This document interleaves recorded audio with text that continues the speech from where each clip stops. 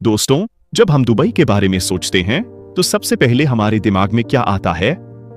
आसमान को चीरती हुई इमारतें, बेहिसाब पैसा और दुनिया में नंबर 1 होने का जुनून। आज दुबई के पास दुनिया की सबसे ऊंची इमारत बुर्ज खलीफा है।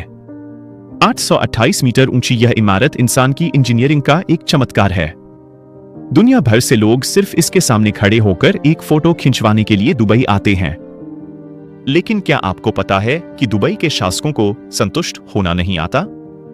उन्हें पता था कि एक न एक दिन कोई दूसरा देश बुर्ज खलीफा का रिकॉर्ड तोड़ देगा, और दुबई यह कतई बर्दाश्त नहीं कर सकता कि दुनिया की सबसे ऊंची इमारत का खिताब किसी और देश के पास हो। इसी डर और जुनून में से जन्म हुआ एक ऐसे प्रोजेक्ट का जिसने पूरी दुनिया को चौंका दिया। साल 2016 में दुबई ने ऐलान किया कि वो अपना ही रिकॉर्ड तोड़ने जा रही हैं। उन्होंने दुनिया को बताया कि वो एक ऐसा टावर बना रही हैं जो बुर्ज खलीफा को भी बौना साबित कर देगा। इसका नाम रखा गया दुबई क्रीक टावर। लेकिन दोस्तों, आज 2026 आ चुका है। 10 साल बीत चुके हैं, और वो टावर कहाँ है? क्या वो बादलों से बातें कर रहा है, या फिर रेगिस्तान की धूल में कहीं खो गया है? आज के इस वीडियो में हम इसी अधूरे सपने की पूरी कहानी जानेंगे। हम जानेंगे कि कैसे अरबों डॉलर खर्च करने के बाद भी यह प्रोजेक्ट बीच में लटक गया। कहानी की शुरुआत होती है अक्टूबर 2016 से। दुबई के शासक शेख मोहम्मद बिन राशिद अल मक्तूम ने एक बहुत बड़े समारोह में इस टावर की नींव रखी। पूरी दुनिया की मीडिया वहां मौजूद थी।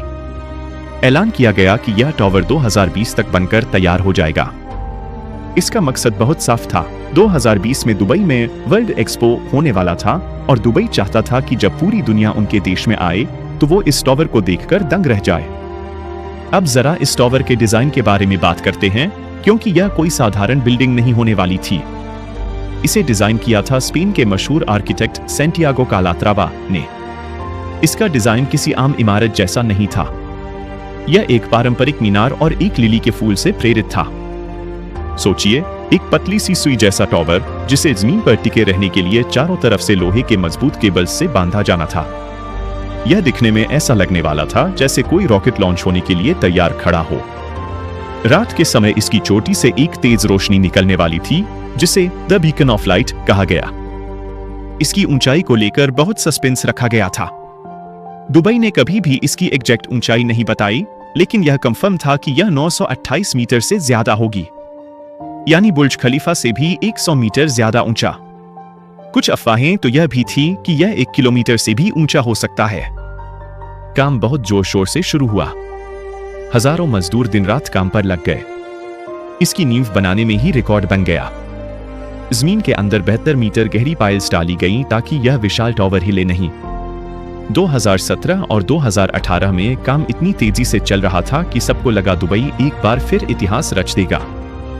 लेकिन फिर कहानी में एक ट्विस्ट आया। साल 2019 आते आते काम की रफ्तार थोड़ी धीमी पड़ने लगी, और फिर आया साल 2020, कोरोना वायरस का साल। पूरी दुनिया रुक गई।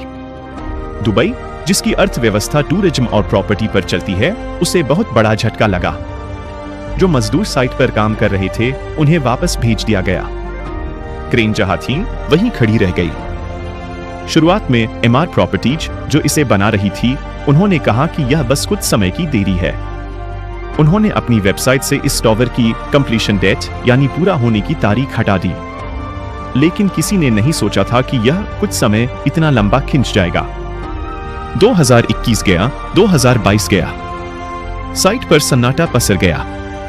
जो नींव खोदी गई थी, उसमें बारिश का पानी भरने लगा। लोग सवाल पूछने लगे, क्या दुबई के पास पैसे खत्म हो गए? असल में बात सिर्फ पैसे की नहीं थी। बात थी कंपटीशन और स्ट्रेटेजी की। आपको यह समझना होगा कि उस समय दुबई का पड़ोसी देश सऊदी अरब भी एक बहुत बड़ा प्लान बना रहा था। सऊदी अरब जेद्दा टावर बना रहा था, जिसकी ऊंचाई 1 किलोमीटर यानी 1000 मीटर होने वाली थी। अब दुबई के सामने एक दुविधा थी। अगर दुबई अपना क्रीक टावर 928 मीटर का बना देता और उसके बाद सऊदी अरब अपना टावर 1000 मीटर का बना देता, तो दुबई का टावर बनने के बाद भी दुनिया का दूसरा सबसे ऊंचा टावर बनकर रह जाता। और दुबई को सेकंड आना पसंद नहीं है। इसलिए कई एक्सपर्ट्स मानते हैं कि दुबई ने जानबूझकर काम रोका। वो इंतजार कर रहे थे कि पहले सऊदी अरब अपने पत्ते खोले। वो देखना चाहते थे कि जेद्दा टॉवर असल में कितना ऊंचा बनेगा, ताकि दुबई आखिरी मौके पर अपने टॉवर के डिजाइन में बदलाव करके उसे सऊदी से भी ऊंचा बना सके। यह एक तरह की कोल्ड वॉर थी, आसमान छूने की जंग। इसके अलावा एक और तकनीकी पेंच फंसा हुआ था। दुनिया की जो संस्था ऊंची इमारतों को सर्टिफिकेट देती है, उनका नियम है कि सबसे ऊंची बिल्डिंग उसे ही माना जाएगा जिसमें 50% से ज्यादा हिस्सा रहने लायक हो। दुबई क्रीक टॉवर का जो पुराना डिजाइन था, वो ज्यादातर एक खंबे जैसा था। उसमें रहने के लिए जगह कम थी, तो डर यह था कि इतनी मेहनत करने के बाद भी इसे दुनिया की सबसे ऊंची बिल्डिंग का खिताब शायद न मिले, बल्कि इसे दुनिया का सबसे ऊंचा टॉवर कहा जाए।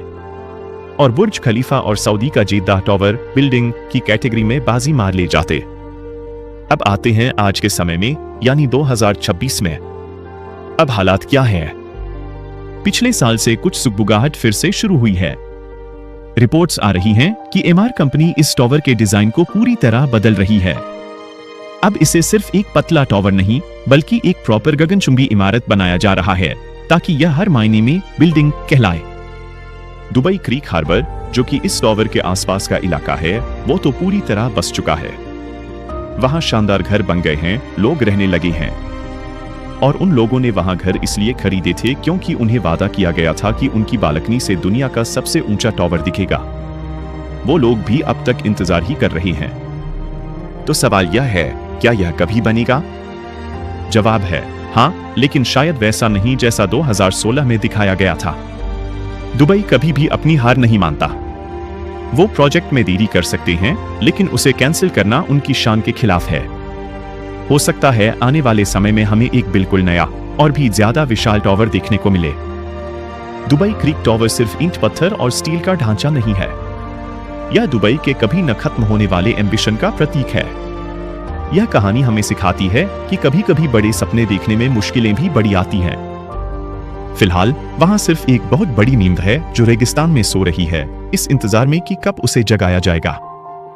दोस्तों, आपको क्या लगता है? क्या दुबई यह रिस्क लेगा? क्या वो सऊदी अरब के जेद्दा टॉवर को हराने के लिए इस प्रोजेक्ट को दोबारा शुरू करेगा? या फिर बुर्ज खलीफा ही हमेशा दुनिया का बादशाह बना रहेगा? अपनी राय नीचे कमेंट में जरूर लिखें। और अगर आपको दुबई के ऐसे ही और राज जानने हैं, तो चैनल को सब्सक्राइब करना न भूलें। मिलते हैं अगले वीडियो में।